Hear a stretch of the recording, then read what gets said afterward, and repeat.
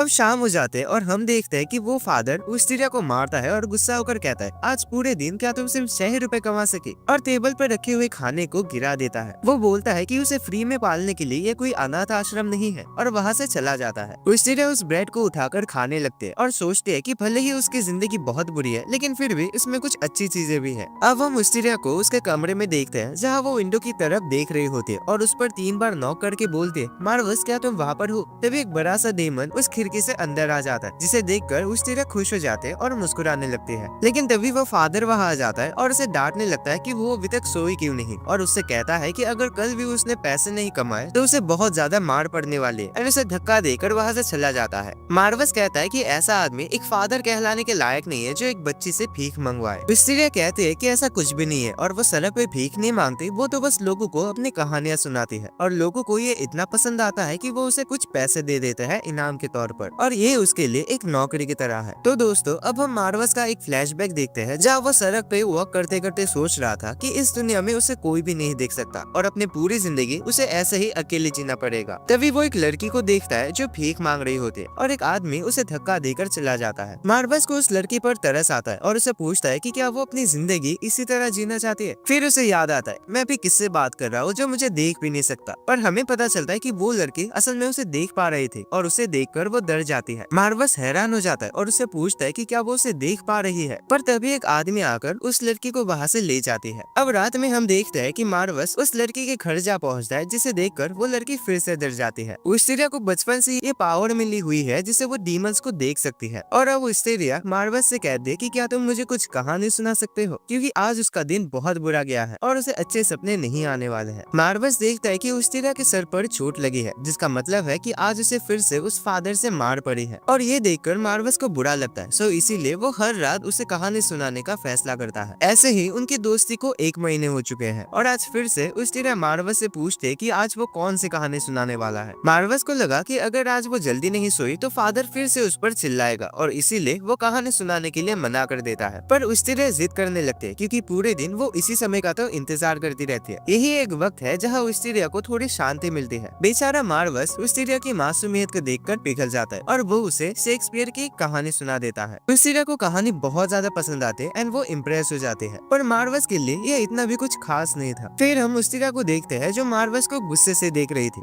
वो कहती है, मार्वस इसलिए तुम्हारा कोई दोस्त नहीं है क्योंकि तुम लोगों की फीलिंग्स को नहीं समझ पाते। पर मार्वस को तो वैसे भी कोई देख नहीं सकता, और ये बात सोचकर विस्टेरिया हंसने लगती है और उसे थैंक यू बोलती है। मार्वस की कहानियाँ विस्टेरिया के लिए जीने का एक जरिया बन चुका है, और ये कहानियाँ उसके दर्द भरी जिंदगी में थोड़ी खुशियाँ लाती है, और इसी वजह से वो मार्वस का शुक्रिया अदा करते हैं। अब हम सुबह का सीन देखते हैं जहाँ विस्टेरिया खाना खा रही होती है, और वो फादर उसके पास ही खड़ा होता है। वो विस्टेरिया को बताती है कि आज उसे एक अमीर घर का आदमी खरीदने वाला है। असल में दोस्तों, ये फादर ऐसे ही अनाथ बच्चों को कुछ दिनों तक पाल पोस कर किसी अमीर घर में बेच देता है, जिससे उसे बहुत पैसे मिलते हैं। और विस्टेरिया को तो एक बहुत बड़ी कीमत में बेचा है, क्योंकि वो सुंदर है और साथ ही वो घर के सारे काम कर सकते हैं। विस्टेरिया ये सुनकर शौक हो जाते हैं एंड कांपने लगती है। अगले सीन में हम देखते हैं कि विस्टेरिया मार्वस को ये सब कुछ बता देता है, और साथ ही हमें ये पता चलता है कि बचपन में विस्टेरिया के भाई को भी उस फादर ने ऐसे ही किसी को बेच दिया था, और तब से वो अकेली है। बहुत लोगों से पूछने के बाद भी विस्टेरिया को अपने भाई के बारे में कुछ भी पता नहीं चला। विस्टेरिया बहुत घबरा जाते हैं और मार्वस को अपने साथ कहीं दूर ले जाने के लिए रिक्वेस्ट करते हैं, पर मार्वस कहता है कि डीमंस के भी कुछ रूल्स होते हैं जिन्हें वो नहीं तोड़ सकता। असल में इंसानों से कुछ लिए बगैर डीमंस उनकी मदद नहीं कर सकता, और अगर किसी ने भी ये रूल तोड़ा तो उनकी बॉडी टूटने लगेगी और वो मर जाएगा। लेकिन विस्टेरिया अपनी सोल देने के लिए रेडी हो जाते हैं। पर दोस्तों, बात यह है कि नॉर्मली डीमंस इंसानों की सोल को लेकर अपनी उम्र बढ़ाते हैं, लेकिन मार्वस तो पहले से इमॉर्टल है, तो वो उस सोल का करेगा ही क्या। और क्योंकि विस्टेरिया एक बच्ची है तो वो उससे कुछ मांग भी नहीं सकता। तो यही सब चीजें ध्यान में रखकर मार्वस उसकी मदद करने से मना कर देता है। अगले दिन विस्टेरिया वहाँ से चली जाते हैं और मार्वस दूर से ये सब देख रहा होता है। अब हम देखते हैं कि शाम के वक्त एक सफेद बालों वाला लड़का जिसका नाम स्नो है उस चर्च के दरवाजे पर लात मार रहा होता है। वो उस फादर से कहता है, मेरे डिवाइस के मुताबिक इस चर्च में एक डीमन है, जल्दी बताओ कि वो कहाँ पर है, और वो उसे धमकाने लगता है। पर असल में उस फादर को डीमंस के बारे में कुछ भी पता नहीं होता। पर तभी उसे याद आता है कि विस्टेरिया नाम की एक लड़की थी जो रात को किसी से बड़बड़ाती रहती थी। यहाँ हमें एक सीरियस बात पता चलती है कि जो आदमी विस्टेरिया को खरीद के लेके गया है वो असल में एक संकी है जिसे बच्चों को टॉर्चर करने में मजा आता है। मार्वस ये बात सुनकर बहुत ज्यादा गुस्सा हो जाता है और एक ही झटके में वहाँ से चला जाता है। दूसरी ओर हम विस्टेरिया को देखते हैं जहाँ उसका नया मालिक उसे एक कमरे में लेकर जाता है। वो कमरा औजारों से भरा हुआ था और वो आदमी कहता है, बच्ची टेंशन मत लो, मैं तुम्हारे सारे दुख गायब कर दूंगा। ये देखकर विस्टेरिया डर जाते हैं। उसे पता नहीं होता कि आखिर वहाँ चल क्या रहा है और वहाँ से भागने की कोशिश करते हैं, पर वो आदमी उसे पकड़ लेता है और उसे चोट पहुँचाने वाला होता है कि तभी एक हैंडसम सा आदमी वहाँ जाता है। वो बहुत सारे पैसों का एक बैग उसके सामने फेंकता है और बोलता है, ओए उस लड़की को मेरे हवाले कर। असल में दोस्तों ये मार्वस ही है जो इंसान के भेष में आया है। इतने में ही मार्वस की बॉडी में क्रैक आना शुरू होता है और वो टूटने लगता है क्योंकि वो डीमंस के रूल्स के खिलाफ गया है। उससे उस आदमी के हाथ छुड़वाकर किसी तरह मार्वस के पास आते हैं। वो आदमी उस पर अटैक करने की कोशिश करता है लेकिन मार्वस उसे बचा लेता है। दोस्तों अब हम देखते हैं कि एक दूसरा डीमन उस आदमी की बॉडी से वहाँ पर आ जाता है और मार्वस को मारने की कोशिश करता है। मार्वस को इस हालत में देखकर विस्टेरिया घबरा जाती है। विस्टेरिया को तभी याद आता है कि वो अपने कोई भी बॉडी पार्ट को देखकर डीमंस के साथ कॉन्ट्रैक्ट बना सकते हैं और इसीलिए वो मार्वस को अपने आंखें ऑफर करते हैं। मार्वस के पावर्स लौट आते हैं और यहाँ हमें पता चलता है कि असल में मार्वस एक हाई रैंक डीमन है जिसे देखकर उस दूसरे डीमन की फट जाती है और अपने फायरबॉल से मार्वस उस डीमन को मार देता है और फाइनली विस्टेरिया को अपने हाथों में लेकर मार्वस वहाँ से चला जाता है। विस्टेरिया की आंखें अब नहीं रही और इसीलिए मार्वस उसके लिए ये पूरी दुनिया देखेगा और इसकी सारी खूबसूरती उसे बताते रहेगा। अब दोस्तों अगली सीन में हम स्नो को देखते हैं जो एक डीमन को गन दिखाते हुए बोलता है, ओए क्या तुम किसी लाल बालों वाले डीमन को जानते हो? पर वो डीमन इसके बारे में कुछ भी नहीं जानता था और इसीलिए स्नो उसे शूट कर देता है। अब हम मार्वस को देखते हैं जो विस्टेरिया को अपने साथ अपने पुराने घर में लेके जाता है। लेकिन दोस्तों आपको तो पता ही है कि विस्टेरिया अब देख नहीं सकती, जिसकी वजह से वो घर में रखे सामानों से टकरा जाती है। मार्वस उसकी मदद के लिए उसे एक छड़ी ला कर देता है। विस्टेरिया ये बात जानकर हैरान हो जाते हैं कि मार्वस का एक खुद का घर भी है। असल में ये घर मार्वस को अपने पुराने कॉन्ट्रैक्टर से मिला था और अभी इसमें धूल मिट्टी जम गई है। मार्वस विस्टेरिया से बोलता है कि वो घर को अच्छे से खींच के साफ करे, लेकिन तभी मॉल पे लेके जाता है। ऐसा इसलिए क्योंकि विस्टेरिया ने फटे पुराने कपड़े पहने रखे होते हैं और इसीलिए मार्वस उसे अलग अलग तरह के कपड़े दिखाता है, पर एक भी कपड़ा उसे फिट नहीं होता। विस्टेरिया इन सब से बहुत ज्यादा एनोइंग फील करने लगते हैं और मार्वस को वहाँ से भगा देते हैं। पर विस्टेरिया सोच में पड़ जाते हैं कि अब वो शॉपिंग कैसे करेगी। तभी विस्टेरिया हम देखते हैं कि नेबेरियस उस दुकान से बाहर आकर एक डीमन में बदल जाता है। ये देखकर मार्वस बोलता है, नेबेरियस तुम यहाँ पर क्या कर रहे हो? सो दोस्तों असल में नेबेरियस मार्वस का पुराना दोस्त है और हमें पता चलता है कि नेबेरियस को वॉचडॉग ऑफ द नेदरवर्ल्ड भी कहा जाता है और मार्वस की तरह ही वो भी 13 कैलेमिटी ऑफ द वेस्टलैंड का एक मेंबर है। अब अगले सीन में हम डायना और विस्टेरिया को देखते हैं जो शॉपिंग करके दुकान से बाहर आ जाते हैं। डायना सोचते कि क्या ये लाल बालों वाला आदमी नेबेरियस का दोस्त है। विस्टेरिया बताती है कि ये उसका दोस्त मार्वस है और वो उसके साथ ही यहाँ पर आई है। अब विस्टेरिया डायना से दोबारा मिलना चाहती थी तो डायना बताती है कि वो हाउस ऑफ ब्लैक बेल में रहती है और जब भी विस्टेरिया का मन करे वो उसे वहाँ मिलने आ सकती है। अगले सीन में हम देखते हैं कि मार्वस और विस्टेरिया खाना खाने के लिए एक डाइनिंग टेबल पर बैठते हैं। मार्वस बताता है खुशी मिलती है। मार्वस ये सारी बातें सुनकर पिघल जाता है और हम देखते हैं कि वो भी विस्टेरिया के साथ मिलकर खाना खाने लगता है। विस्टेरिया खुशी से रो पड़ती है क्योंकि असल में इतनी खुशी मिलेगी। विस्टेरिया महसूस करते है कि मार्वस ने उसकी कितनी मदद की है। वो उसका शुक्रिया अदा करता है क्योंकि मार्वस ने आज तक उसे अकेला नहीं छोड़ा। पर मार्वस के लिए विस्टेरिया पहले सिर्फ एक डिस्ट्रैक्शन था, क्योंकि जैसा कि आपको पता है कि मार्वस अपनी जिंदगी से कितना बोर हो चुका था, लेकिन विस्टेरिया से मिलने के बाद उसकी लाइफ काफी इंटरेस्टिंग बन गई है। विस्टेरिया के साथ वो समझ जाती है कि मार्वस उसे कभी अकेला नहीं छोड़ेगा और वो खुशी से मुस्कुराने लगती है। अगले सीन में हम मार्वस को देखते हैं जो अकेले कहीं पे जा रहा होता है। तभी उसे नेबेरियस की कही हुई बात याद आती है और हमें पता चलता है कि किसी ने एस्टेरॉड को मार दिया है। एस्टेरॉड भी मार्वस की तरह ही 13 कैलेमिटी का एक मेंबर हुआ करती थी और इसी वजह से मार्वस उस मर्डरर को ढूंढने के बारे में सोच रहा होता है। पर तभी हम स्नो को देखते हैं जो मार सके।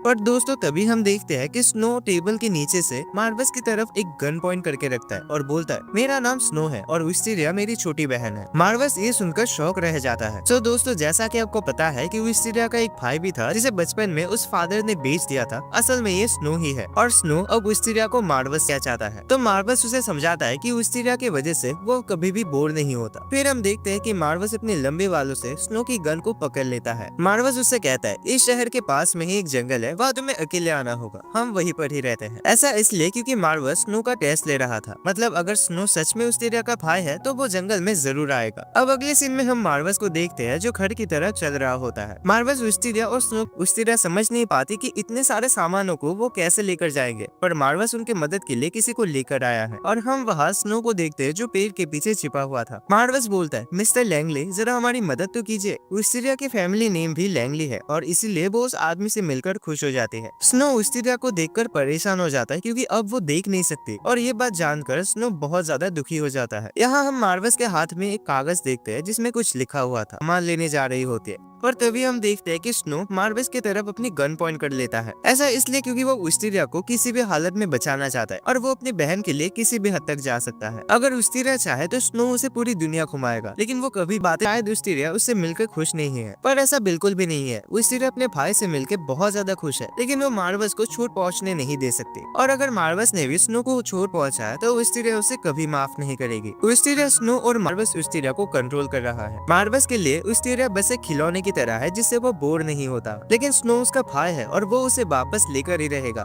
मार्वस नहीं जानता कि स्नो और विस्टेरिया का रिश्ता कितना गहरा है, लेकिन मार्वस अब विस्टेरिया के साथ एक कॉन्ट्रैक्ट पे है। विस्टेरिया की आंखों के बदले मार्वस उसके लिए इस पूरी दुनिया को देखेगा। विस्टेरिया मार्वस की लाइफ का एक बहुत ही इम्पोर्टेंट हिस्सा बन चुकी है, इसलिए मार्वस विस्टेरिया को अपने साथ ही रखेगा। असल में दोस्तों बात यह है कि स्नो की कमांडर्स डीमन करता है और उसे दूर फेंक देता है। स्नो जान गया था कि मार्वस बहुत ही ज्यादा पावरफुल है, इसलिए मार्वस को कंफ्यूज करने की कोशिश करता है, पर मार्वस एक फायरवॉल से उसके ऊपर हमला कर देता है। तभी स्नो मार्वस के ऊपर होली वाटर फेंक देता है, जिससे मार्वस डिस्ट्रैक्ट हो जाता है और स्नो उस पर गोली चला देता है। विस्टेरिया उन दोनों को रोकने की कोशिश करते हैं, जिसकी वजह से वो गोली अब विस्टेरिया को लगने वाले होते हैं। स्नो घबरा जाता है और विस्टेरिया को बचाने की कोशिश करता है, लेकिन तभी हम देखते हैं कि मार्वस उस गोली को अपने ऊपर ले लेता है और विस्टेरिया की जान बच जाती है। मार्वस घायल हो जाता है और विस्टेरिया के ऊपर गिर पड़ता है। स्नो इतना ज्यादा डर गया था कि वो वही जम जाता, क्योंकि जब विस्टेरिया अकेली थी और इस जिंदगी से हार चुकी थी तब एक मार्वस ही था जो उससे हर रोज मिलने आता था। विस्टेरिया मार्वस से दोस्ती करके बहुत ज्यादा खुश है, इसलिए वो उसके साथ ही रहना चाहती है। स्नो अपनी बहन से बहुत प्यार करता है, वो बस विस्टेरिया को खुश रखना चाहता है और इसीलिए जिंदगी में पहली बार वो किसी डीमन पर भरोसा कर रहा है और विस्टेरिया को मार्वस के साथ रहने देता है। अगले दिन स्नो वहाँ से जाने लगता है। वो अपनी तरफ से पूरी कोशिश करेगा कि उसके सीनियर्स को मार्वस के बारे में पता न चले, पर तब भी एक न एक दिन तो मार्वस को मारने के लिए कोई जरूर आएगा। स्नो मार्वस को वार्न करता है कि अगर विस्टेरिया को कुछ भी हुआ तो वो खुद मार्वस को मार डालेगा। स्नो विस्टेरिया से वादा करते हैं कि वो दोबारा जल्दी मिलेंगे। मार्वस सोचता है कि ये दोनों भाई बहन उसकी जिंदगी को अब बोर नहीं होने देंगे।